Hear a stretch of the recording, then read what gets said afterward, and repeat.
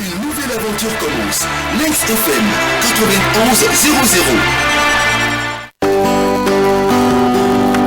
Perspective, voici la nouvelle tribune que Lynx FM a conçue, présente à son audimat. Cette émission donne lieu à un débat, des questions-réponses, des échanges et enfin une antenne ouverte au public. Perspective aborde successivement divers thèmes essentiels à l'édification multiforme d'un pays et c'est tous les vendredis de 17h à 18h avec Maguette Bodge. Bonsoir. Bonsoir amis auditeurs, merci d'être avec nous pour votre tribune Perspective ce vendredi 28 mars 2014. Nous allons ce vendredi au cours de cette émission faire un survol après toutes les émissions qui ont été consacrées au système éducatif en général. Nous allons faire un survol aujourd'hui de la formation professionnelle et technique. Je voudrais d'abord dire à nos auditeurs que l'antenne sera ouverte 20 minutes avant la fin de cette émission. Ils peuvent appeler au 621 222 222.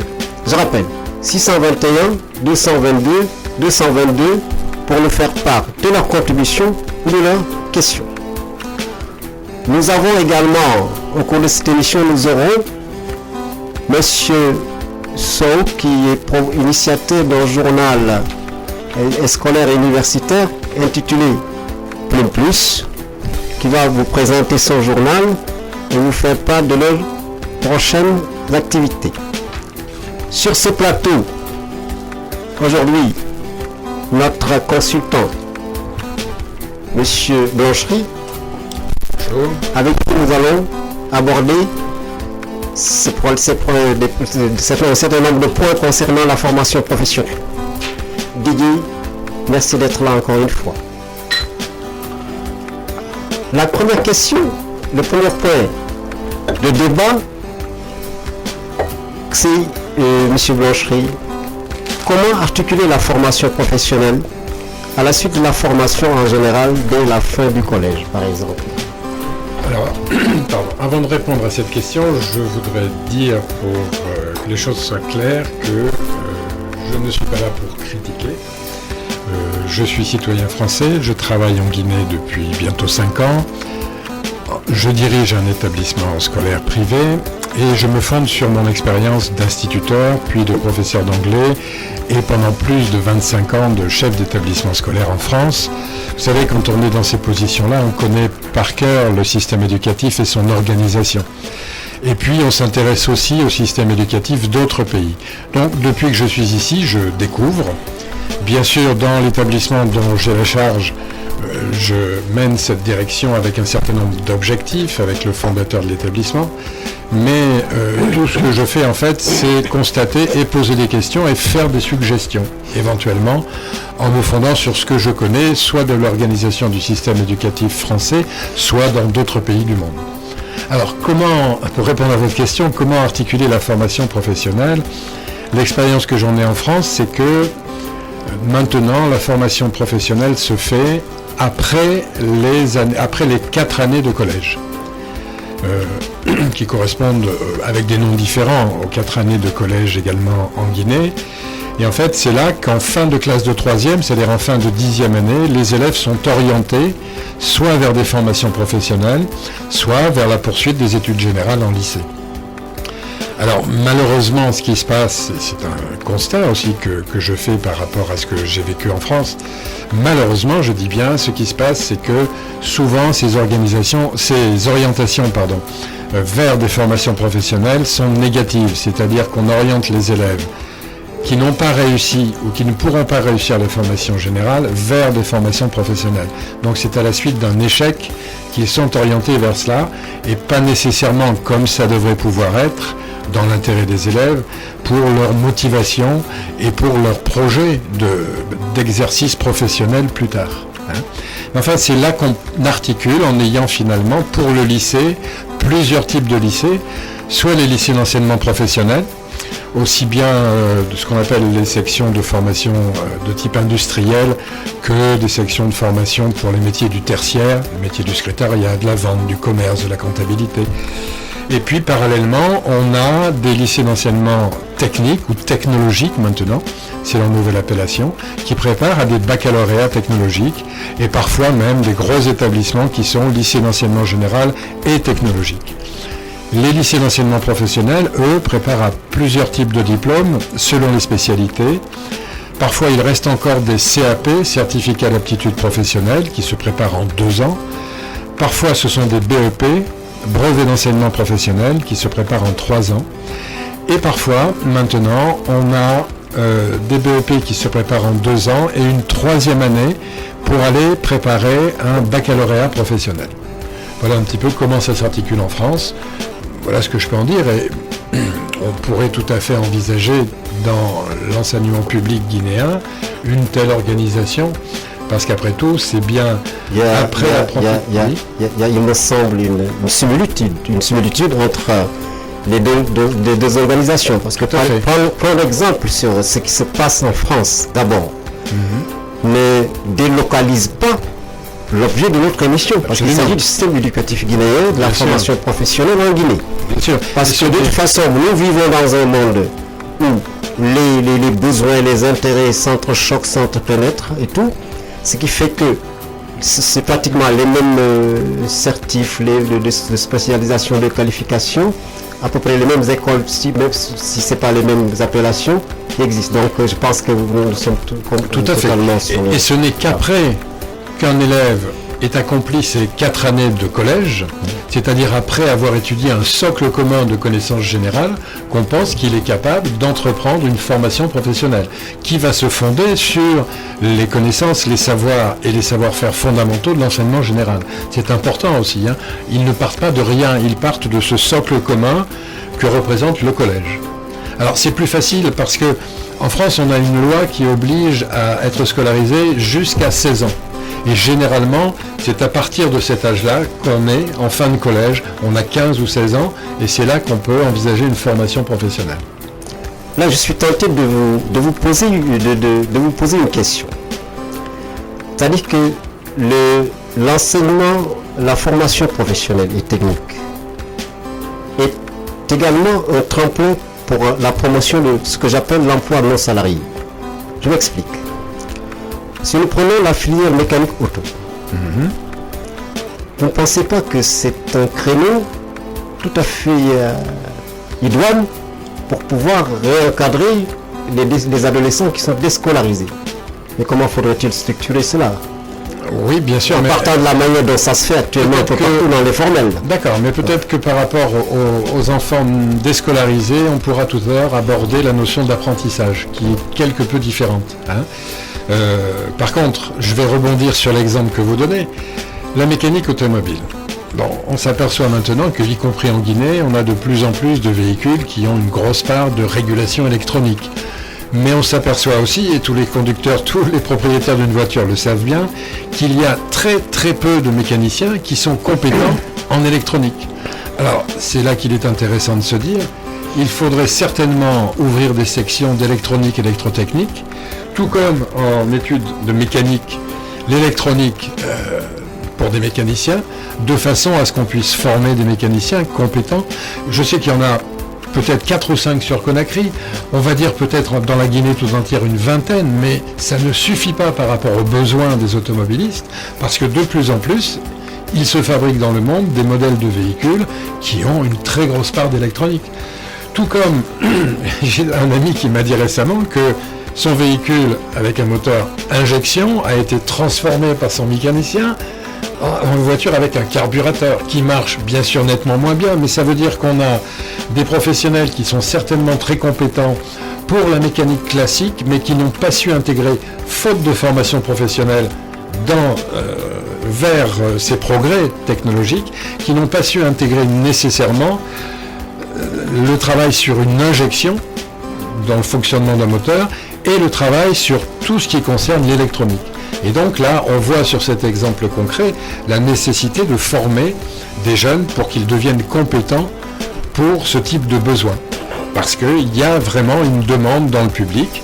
Et donc, il y a besoin de former des jeunes dans ces spécialités-là.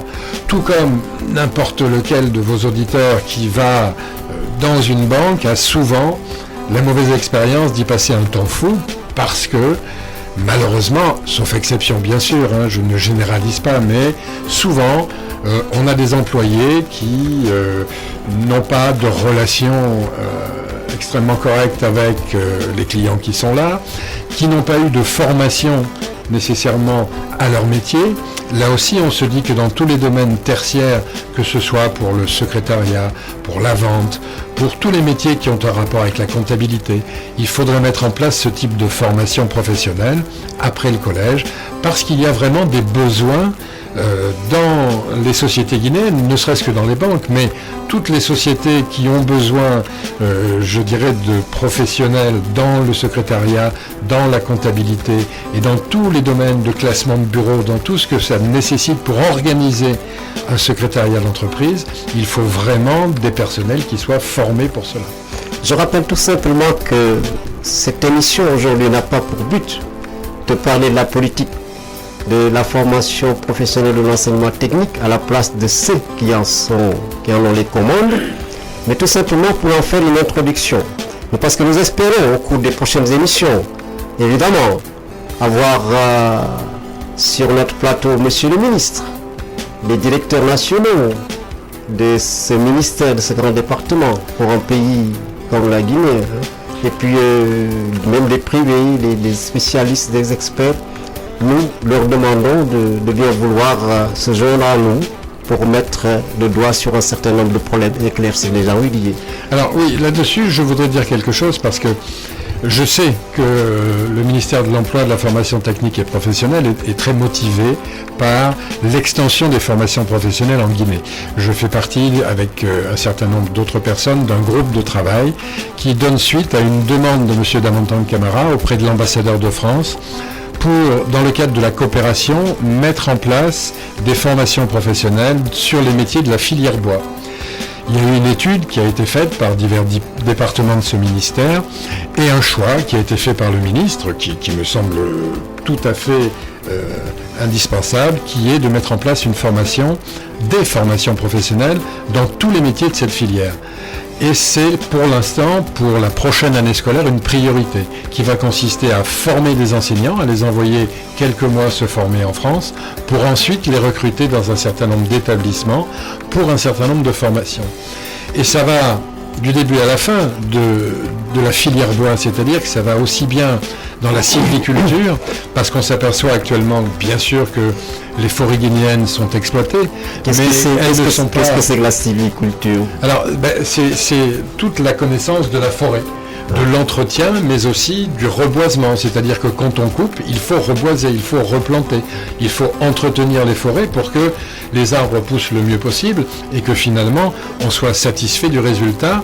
Ensuite, il y a tout l'apprentissage des techniques de sciage pour pouvoir fournir des matériaux, que ce soit des matériaux pour la construction ou des matériaux pour la menuiserie, pour l'ébénisterie. On s'aperçoit qu'il y a énormément d'artisans guinéens extrêmement compétents en matière d'ébénisterie. Quand on voit le long des rues de Conakry, toutes ces portes sculptées par des artisans, on s'aperçoit qu'il y a des compétences qui travaillent déjà dans cette filière bois.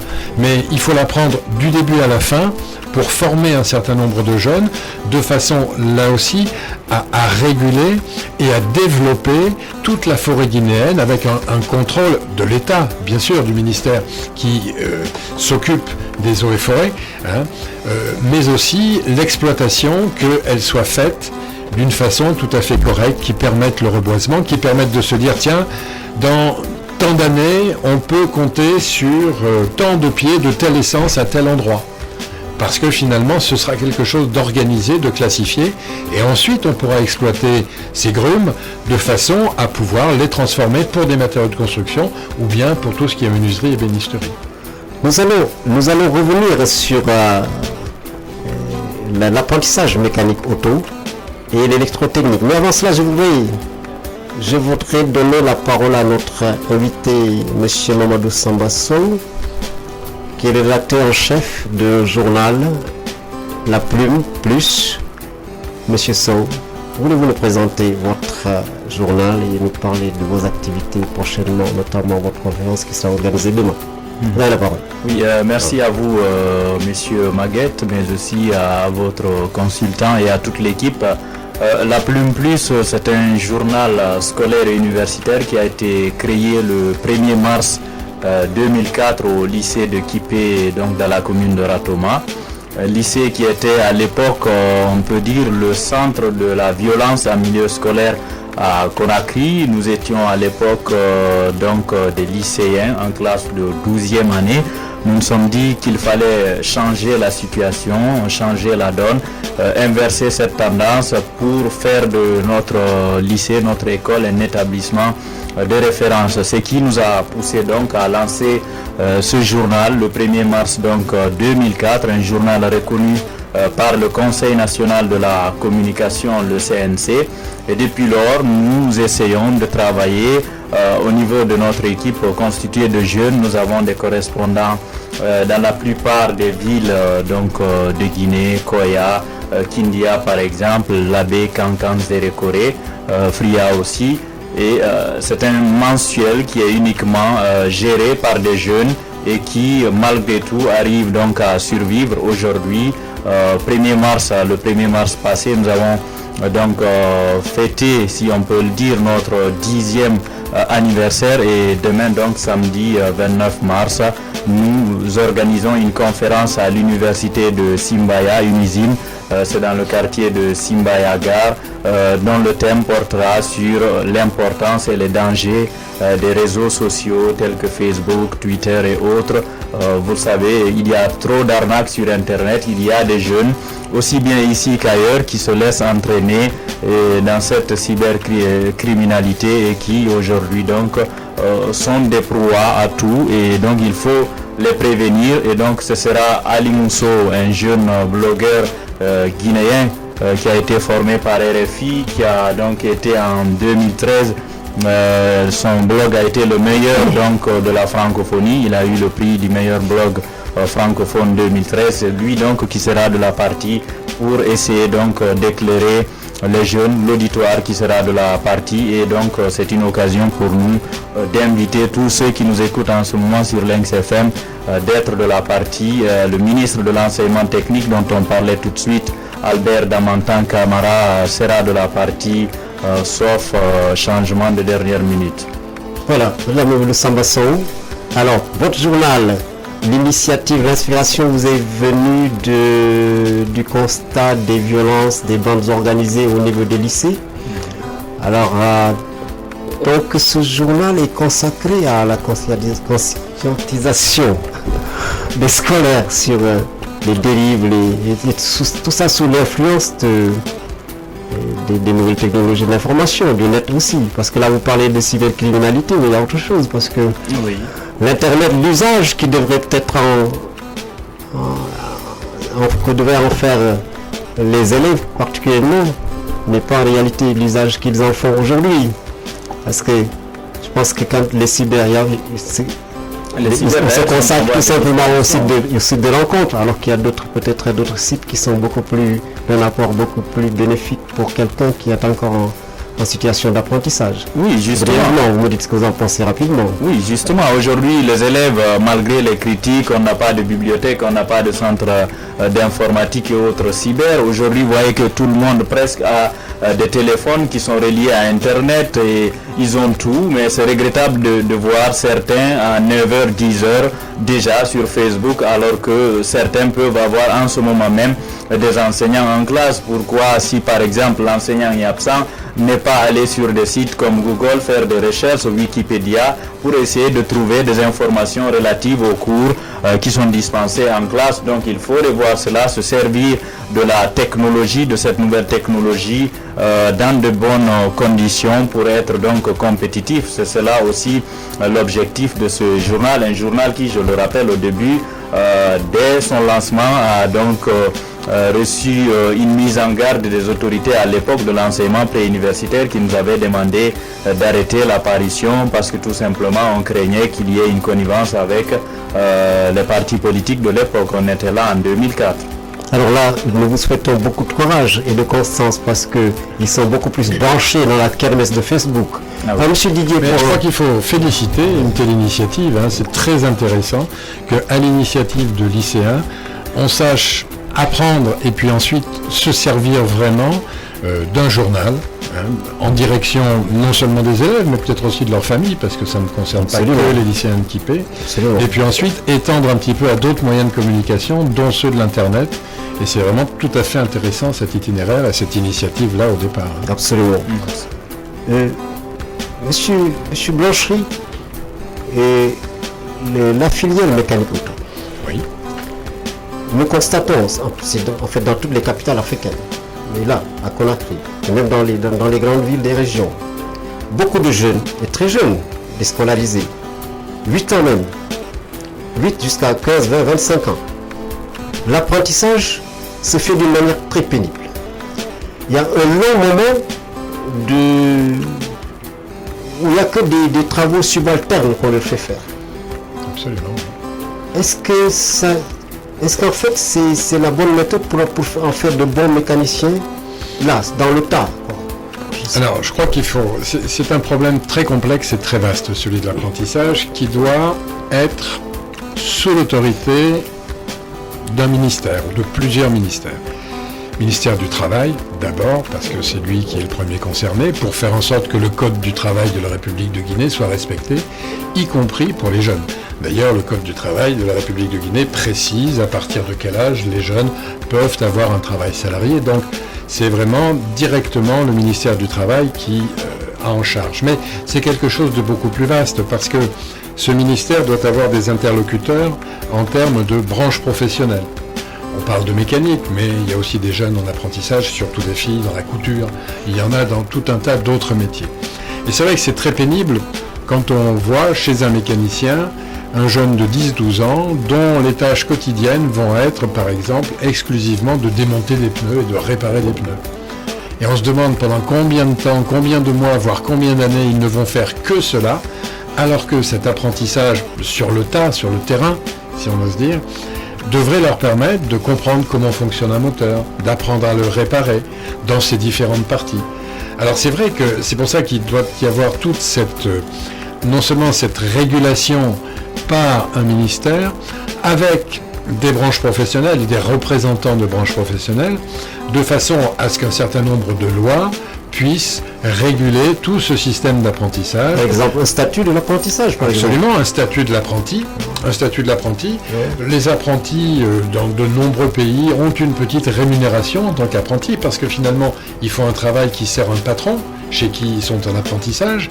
C'est pas négligeable, ils font quelque chose, mais ils apprennent bien sûr, donc il y a cette contrepartie d'apprentissage d'une technique de travail sur un objet de travail, quel qu'il soit. On parlait de la mécanique, de la couture ou autre chose, mais il faut que tout ça se soit régulé, il faut qu'il y ait des textes de loi. Là, ça dépend vraiment des autorités avec leurs interlocuteurs en termes de branches professionnelles. Faire un statut de l'apprenti, dire combien d'années ça va durer, parce qu'il faut que dans un certain nombre d'années, les jeunes puissent apprendre un métier de façon à pouvoir l'exercer eux-mêmes. Il ne s'agit pas de continuer à avoir ce qu'on appelle des petits qui vont faire ce genre de tâches subalternes tout le temps. Il faut vraiment donner un statut à l'apprentissage. Alors, je viens de le dire, c'est quelque chose qui est vraiment très important comme chantier, et ça nécessite que les autorités le prennent à bras le corps. Maintenant, c'est à elles de savoir s'il y a une urgence ou pas, mais c'est vrai que soit parce qu'ils sont déscolarisés, qu'ils n'ont pas longtemps fréquenté l'école, ou bien ça peut arriver, ça peut exister, je ne porte pas de jugement de valeur, des jeunes qui n'aiment pas trop apprendre des choses un peu théoriques et qui préfèrent un apprentissage très concret avec un professionnel. Et c'est quelque chose qui, par exemple, dans d'autres pays d'Europe que le mien, en Allemagne, c'est quelque chose qui est extrêmement répandu, l'apprentissage, extrêmement développé, et qui finalement arrive, si j'ose le terme, à produire des personnes qualifiées qui ont vraiment, et c'est le cas de le dire pour la mécanique, mis les mains dans le cambouis très tôt pour apprendre ce que c'est qu'un moteur, qu'est-ce qu'il peut y avoir comme panne et comment les réparer. Et là, on a des jeunes qui, pendant 3, 4, voire parfois 5 ans, ont appris sur le terrain, sur le tas, un certain nombre de métiers. Il faut valoriser aussi ce type d'apprentissage.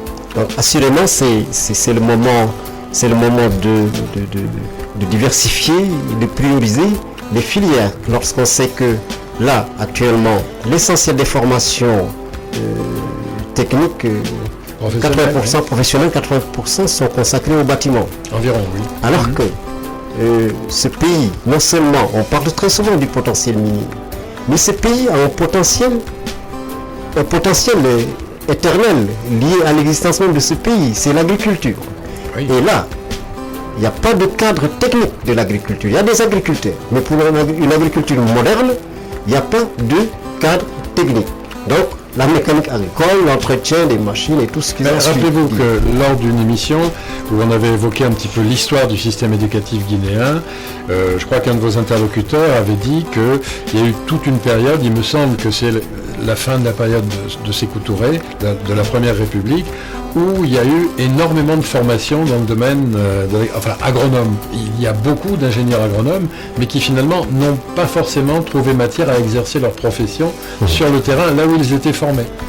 Alors, bien sûr, il faudrait là aussi ouvrir des lycées agricoles.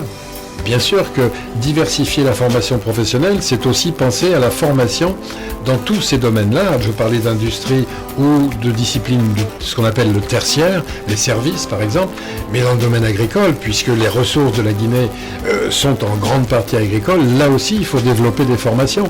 On parlait de la filière bois tout à l'heure, de ce que veut développer le ministère avec la coopération française. C'est sa priorité pour l'an prochain, mais je crois aussi qu'il y a vraiment un souci de la part du ministère pour développer toutes ces formations, et là c'est vraiment une très bonne chose.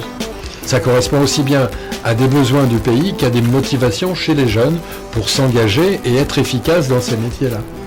Mais là, pour en revenir aux mines, lorsqu'on sait que dans 5 ans, aujourd'hui, il y a quelques 13 sociétés, grandes sociétés minières qui sont installées. Ils seront 15 progressivement. Ils auront besoin de 52 000 ouvriers, techniciens, de gens qualifiés, guinéens. Alors, qu'est-ce que ça vous inspire, Guy? Parce que lorsqu'on sait que de grandes sociétés, comme Rio Tinto, je pense d'ailleurs, je ne suis pas très sûr, lorsque nous aurons le ministre, ou en tout cas des personnes autorisés venant du ministère de l'Emploi, de l'Enseignement technique et de la formation professionnelle, ils vont nous donner plus de précision. Mais je crois savoir que Rio Tinto, par exemple, actuellement est en train de s'investir dans un grand centre de formation.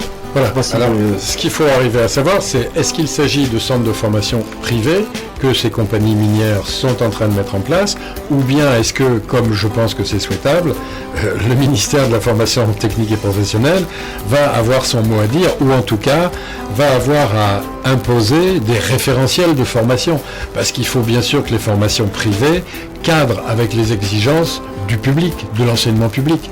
Et donc là, c'est au ministère de poser un certain nombre d'exigences. Juste pour rappeler à nos amis auditeurs qu'ils pourront appeler au 621 222 222 à partir de 17h40. Alors, là-dessus, sur ce sujet, je sais que les services du ministère de l'Emploi, de la formation technique et professionnelle, justement, ce qu'ils ont d'intéressant, c'est qu'il y a le ministère de l'Emploi. Ça veut dire que les services connaissent la situation de l'emploi en Guinée, donc le ministre et ses chefs de cabinet peuvent savoir quels sont les besoins en termes de catégories professionnelles, donc quels sont les besoins en termes de formation. On peut en déduire cela. Donc c'est très intéressant qu'il y ait ce lien entre la réalité de l'emploi et la formation technique et professionnelle. On parlait des métiers des mines. C'est vrai qu'il y a nécessité de former des ouvriers qualifiés, des agents de maîtrise, des techniciens supérieurs, avant même de penser à former des cadres. Bien sûr, il faut penser à former des cadres, mais une entreprise ne fonctionne pas qu'avec des cadres.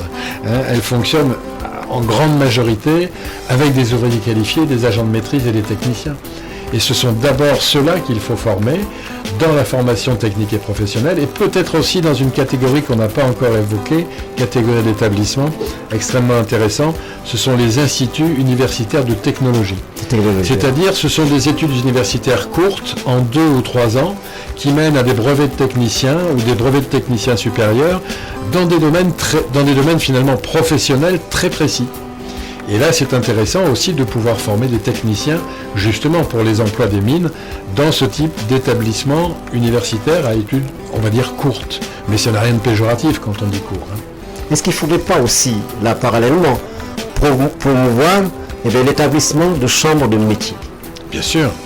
On en parlait tout à l'heure pour l'apprentissage, mais les représentants des métiers sont les premiers à savoir quels sont leurs besoins. On a même en France, par exemple, un certain nombre de spécialités pour lesquelles les diplômes sont ce qu'on appelle des BP, c'est-à-dire des brevets professionnels décernés par les chambres de métiers. Par exemple, en coiffure, il n'y a pas de formation coiffure qui est des diplômes délivrés par le ministère de l'Éducation nationale en France. Ce sont les chambres des métiers qui délivrent ces diplômes et les formations sont exclusivement assurées par les chambres de métiers, chambres de commerce. Il y a d'autres types de formations également. Mais ça veut dire qu'il y a finalement un tissu de représentants de professionnels extrêmement développé. Les chambres professionnelles ont des élections, d'où sont issus leurs représentants, et ont de l'argent qui leur permet de faire des centres de formation, soit qui correspondent aux critères des autorités du ministère de l'Éducation nationale, soit à leurs propres critères, comme je viens de le dire, en termes de brevets professionnels, pour des spécialités très pointues, par exemple. Mais pour ce qui concerne, parce que là, par exemple, lorsqu'on parle de la filière bois, là aussi cela suppose la formation de cadres à divers niveaux. La foresterie, Bien sûr. Oui. Bien sûr. Les personnes qui vont dépendre finalement de diverses autorités, parce que je le disais tout à l'heure, c'est à l'État guinéen de réguler tout ce qui se passe dans les forêts guinéennes, sur le territoire guinéen. C'est donc à ces autorités, aux autorités correspondantes, d'avoir justement des cadres qui vont donner un certain nombre de directives sur la façon d'exploiter tel ou tel type d'essence dans une forêt, parce qu'il va y avoir tel ou tel type de besoin ensuite, soit en termes de transformation pour le bâtiment, soit en termes de transformation pour l'ébénisterie, la menuiserie, etc. Donc là aussi, on voit l'importance des autorités de l'État dans ce type de formation, parce que ça va aussi déboucher, comme vous le dites, sur des cadres qui vont redonner, je dirais, la parole de l'État sur le terrain dans le soin qui sera apporté au développement des forêts, aux replantations, etc., à toute l'exploitation forestière. Parce que lorsqu'on voit les statistiques, quand on nous dit quelque part qu'il y a 300 000 jeunes déscolarisés chaque année, en plus de ceux qui sont au niveau du secondaire et du supérieur qui s'arrêtent en cours de route, et tous frappent en même temps à la porte du marché de l'emploi. Donc là, on voit un peu l'importance de la formation professionnelle et de l'enseignement technique dans un pays qui a tous les atouts pour émerger, Bien sûr. Pour émerger à long terme. Absolument. Dans 10 oui, c'est 20 ans, important tout à fait possible. de prendre en compte cette réalité de jeunes qui se déscolarisent chaque année, parce que finalement, qu'est-ce qu'il leur reste? Qu'est-ce qu'ils vont faire? Disons que ça alimente toutes sortes de problèmes, y compris de la délinquance, donc ça pose des problèmes de sécurité, parce qu'un jeune qui n'a pas de travail, qu'est-ce qu'il va faire dans la vie? Donc là, c'est vrai qu'il est indispensable de lui proposer un certain nombre de formations. Alors ça peut passer peut-être par l'apprentissage dont on parlait tout à l'heure, mais il faut aussi voir quels autres types de structures pourraient donner un certain nombre de formations à ces jeunes. Bien sûr, mais il faut s'en occuper de façon à ce qu'ils ne restent pas à ne rien faire, sans travail et sans salaire.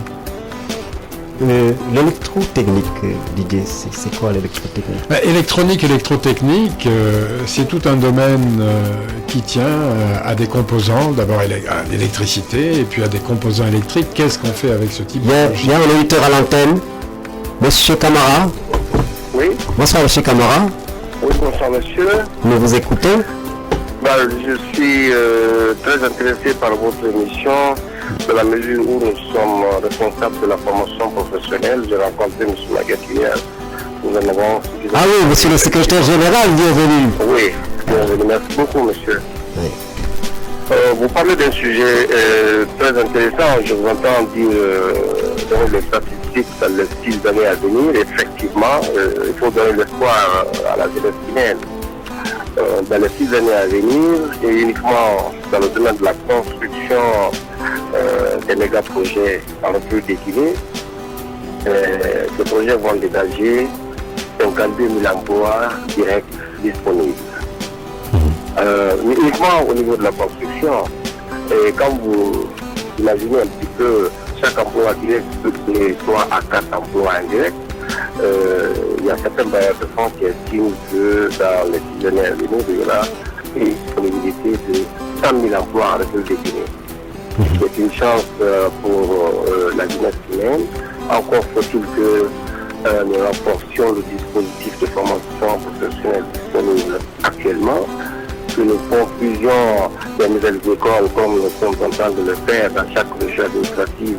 Il y aura une école professionnelle des arts et métiers dans lesquelles, évidemment, dans chaque région, nous allons couvrir tous les besoins d'emploi au niveau de la région. Donc il y a un certain nombre de projets qui sont en cours et je pense que la Guinée sera au rendez-vous des emplois qui seront dégagés à partir de l'exploitation minière. Voilà, monsieur. Merci, M. Camara. M. Camara, restez un peu avec nous. Restez un peu avec nous. Est-ce que vous pouvez nous parler très rapidement de ce projet qui semble-t-il vous tient à cœur, vous et votre ministre et tout le ministère, c'est-à-dire la filière bois?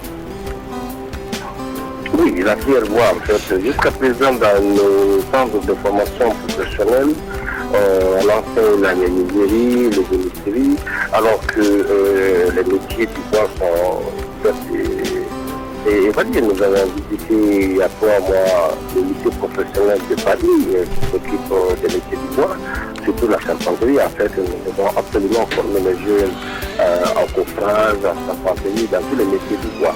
Et nous pensons d'ailleurs mettre ces métiers du bois dans l'école professionnelle des arts et métiers que nous allons créer en Guinée-Forestière, en Guinée-Corée, en 2015, et probablement à Bokeh aussi. D'accord. Alors, M. Camara, merci d'être intervenu. J'en profite pour vous dire que nous comptons sur vous et sur votre ministre pour venir ici à l'antenne, nous parler, nous éclairer le public. Merci. Bon week-end, M. Camara. Merci beaucoup, monsieur. Oui. Alors, nous disions tout à l'heure, nous parlions d'électrotechnique. D'abord, je veux dire que c'est intéressant ce qu'a dit le secrétaire général du ministère, parce que ça correspond à ce que je disais tout à l'heure, vraiment à une motivation et à un engagement de ce ministère pour diverses formations professionnelles. Et c'est vrai que pour les jeunes, c'est quelque chose d'extrêmement important, comme disait M. Camara, d'avoir cet horizon de formation et de métier au bout de ces formations professionnelles, parce que au moins, quand on a ces perspectives, on a confiance dans la future utilité sociale et professionnelle qu'on pourra avoir soi-même, aussi bien pour soi que pour sa famille, avec tout ce que ça implique. Oui. Nous avons M. Mohamed Keïta à l'antenne. Monsieur Mohamed Keïta, bonsoir. Bonsoir, monsieur. Nous vous écoutons. Oui. Je voudrais vous remercier pour votre émission qui se préoccupe sérieusement de problèmes d'école professionnelle et surtout d'emploi de jeunes. Tout à l'heure, j'ai entendu monsieur, votre invité, dire que durant le premier régime, jusqu'en 1984, il y avait une véritable politique des écoles professionnelles privées. Et cela est extrêmement important et je peux l'affirmer ou confirmer parce que moi je suis un des prévus de cette école. Je suis sorti de l'université en 1975 et j'étais au lycée en 1967. Je peux dire qu'à cette époque, effectivement, il y avait plusieurs écoles professionnelles de spécialités différentes. Il y avait les écoles nationales de la santé, il y avait les écoles nationales de comptabilité et de gestion, il y avait... Alors, monsieur, est-ce que vous voulez vous éloigner un peu votre poste radio si c'est à côté de vous? Il y avait le lycée technique. Oui. Dans ce lycée technique, il existait toutes les filières que vous avez citées tout à l'heure, y compris le bois. filles étudiants qui, au lieu d'avoir le bac après les 3 années, ils avaient le brevet technique. Il y avait la filière MS, c'est-à-dire le métaux en feu, pour faire les portails et autres là. Il y avait le bois, où on apprenait l'ébénisterie et tout ce que monsieur, votre expert a dit. Oui. Il y avait la radio, où on fait le courant faible. Il y avait l'électrotechnique. Il y avait la mécanique, auto. Il y avait au moins 7 filières de spécialités techniques. Voilà. Ça, je peux le certifier parce que je peux même peut-être plus tard vous citer des noms de personnes qui se sont retrouvées après à l'université parce que les 3 premiers de chaque filière du lycée Nous avons d'autres auditeurs dans l'université Keïta. étaient immédiatement admis au passage à l'université, ainsi que dans les écoles professionnelles. Par exemple, ceux qui faisaient la technique biologie étaient immédiatement admis à l'université au même titre que toutes les autres techniques qui étaient acceptées, la technique économique, la technique biologie, la technique mathématique, la technique physique, la technique électronique, la technique mécanique, etc., en fonction des facultés qui existaient à l'université. Tout à fait, M. Keïta. C'est pour vous dire, monsieur, que jusqu'en 1984, les filières d'enseignement technique étaient extrêmement développées et étaient faites en fonction des régions naturelles. Par exemple, l'École nationale d'agriculture de Tolo et d'élevage de Tolo, la zone de Fouta est connue être la zone d'élevage par excellence. Oui. Voilà, M. Keïta. Merci, M. Keïta. Nous avons d'autres auditeurs à l'antenne. Merci, M. Keïta. Merci de votre contribution. Oui. C'est intéressant d'avoir ce témoignage sur ces différentes formations techniques et professionnelles en vigueur à cette époque. Alors bon, c'est sûr qu'après, il y a eu un certain nombre d'héritages auxquels ont eu à faire face les différents régimes politiques qui se sont succédés, les différents ministères, c'est évident. Il y a un certain nombre de ressources qui ont disparu. Bon, maintenant, de toute façon, chaque gouvernement qui arrive est obligé de faire avec la réalité qu'il trouve, et c'est sur cette réalité qu'il doit fonder ses projets et son développement, bien sûr. Mais c'est tout de même intéressant de savoir que déjà ce type de formation existait, était pris en compte, voir ce qui existe encore, voir ce qu'il faut développer. Je pense que c'est tout ça, le travail de prospection en matière de formation professionnelle et technique. Absolument. Parce que ça, c'est des filières qui existent, des filières qui sont encore des filières très actuelles. Bien sûr, ça correspond à des besoins. On parlait d'agronomie, on parlait d'agriculture. C'est vrai aussi, étant donné les ressources naturelles agricoles de la Guinée, qu'il faut vraiment développer les apprentissages. Donc développer des formations, multiplier si possible, parce que quand on parle de ces projets, il ne faut pas en ignorer le coût. Et bien sûr, à chaque fois, le ministère est obligé de faire des choix de priorité d'année en année en fonction du budget dont il dispose. Et finalement, l'important, c'est que sur la durée, au fur et à mesure, les priorités, les projets développés, engagés et réalisés donnent des résultats. Je crois que c'est ça qui est important pour le développement du pays, bien sûr. Mais il ne faut pas ignorer les coûts. On parlait d'électronique, électrotechnique. J'ai visité il y a pas longtemps, quelques mois, je crois que c'est l'école de l'évêché à Conakry qui a 2 magnifiques ateliers d'électronique et électrotechnique. Mais pour équiper une salle, il faut 10 à 15 000 euros. Pour une salle d'électronique pour 15 à 20 élèves maximum. Parce que ça nécessite du matériel d'atelier très coûteux. Mais bon, une fois que c'est mis en place, et une fois que petit à petit on en met plusieurs en place, on arrive à former dans ces filières-là, avec des professeurs compétents, on arrive à former les jeunes à des métiers qui seront intéressants, y compris dans les mines, enfin dans tout un tas de domaines, parce que l'électronique, l'électrotechnique, l'électronique est présente partout de plus en plus. En termes de régulation de machines, notamment. Monsieur Gallo ? Oui, allô, bonsoir. Bonsoir, Monsieur Gallo. Comment vous allez ? Ça va et vous, nous vous écoutons. Merci beaucoup et nous vous remercions pour cette information, pour cette émission du moins, qui est très intéressante. Et qui surtout informe les gens sur l'enseignement technique, parce que vous savez, même les problèmes de l'enseignement technique ici, c'est la perception. C'est que les gens perçoivent en matière d'enseignement technique, surtout les jeunes actuels. Vous savez, les gens ne comprennent pas bien cette formation et ils ne comprennent pas aussi l'importance de cette formation-là. Nous pensons que de telles émissions pour pouvoir informer les jeunes, pour les faire venir à ces formations-là, surtout pour leur faire comprendre l'importance de l'enseignement technique, de la formation professionnelle dans le souci de développement de ce pays, c'est très important. Parce que vous savez, chez nous, les gens sont habitués à faire le primaire, le collège, le lycée et l'université. C'est presque culturel, quoi. Et les gens ne connaissent pas quels sont les curricula, quels sont les diplômes auxquels les gens sont formés, à quoi cela aboutit, quels sont les référentiels de formation, tout ça, ça pose problème. Ouais. Nous pensons donc que la première des choses à faire, c'est d'informer suffisamment, sensibiliser et les parents, et les étudiants, et les élèves du monde, pour leur faire comprendre l'importance de cette formation-là. Nous pensons que si cela est fait, nous pourrons amener beaucoup de jeunes à la formation professionnelle à l'enseignement technique. Merci, M. Diallo. Merci de votre contribution. C'est très intéressant. Je voudrais poursuivre. Oui, ce que vient de dire M. Diallo est très intéressant parce que ça veut dire que ça me fait penser à la suggestion que j'avais faite il y a quelque temps déjà dans l'émission de l'introduction d'un nouvel enseignement dans la formation générale de collège, l'enseignement de la technologie. Et finalement, votre invité pour le journal il nous a parlé tout à l'heure d'une réflexion sur les dangers de la cybercriminalité, mais en tout cas du cyber, donc ça veut dire des technologies, ça veut dire que les jeunes maintenant connaissent les nouvelles technologies.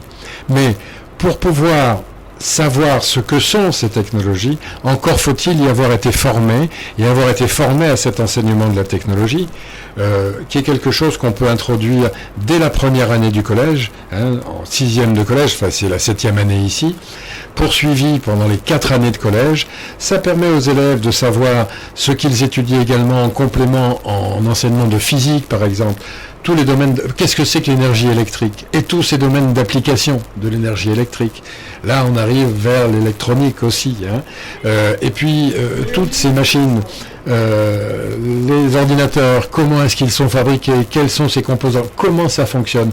Alors, sans aller bien sûr dans les détails, il ne s'agit pas de former des spécialistes, il s'agit de donner aux jeunes une culture technologique, de façon à ce que, petit à petit, ils arrivent à maîtriser les outils.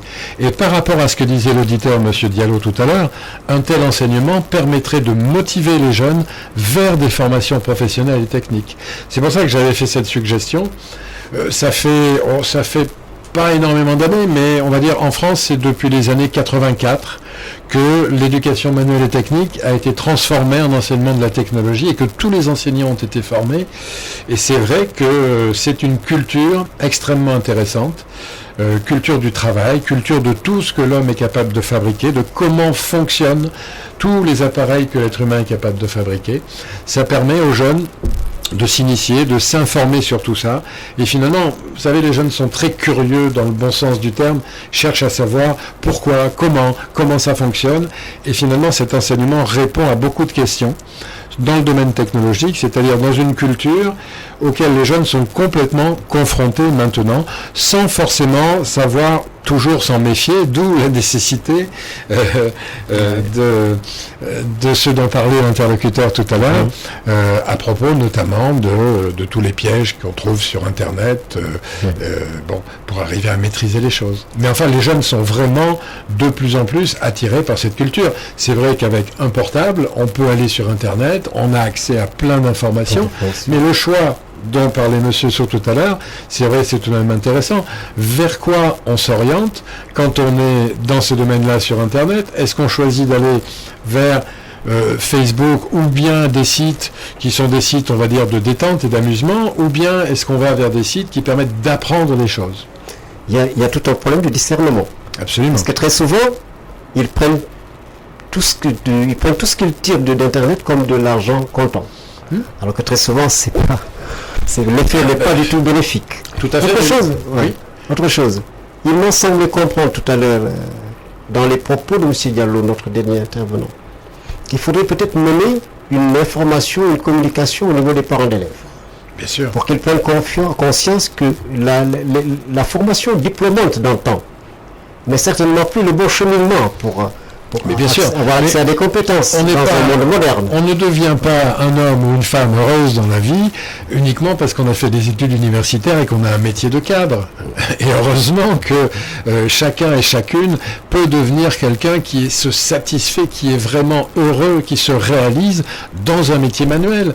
Dans tous les métiers, dans toutes les formations professionnelles, on peut former des jeunes à des métiers dans lesquels non seulement ils vont pouvoir gagner leur vie, mais dans lesquels ils vont pouvoir se réaliser. C'est pour ça que je disais qu'il n'y a pas de jugement de valeur. La formation professionnelle n'est absolument pas inférieure à la formation générale.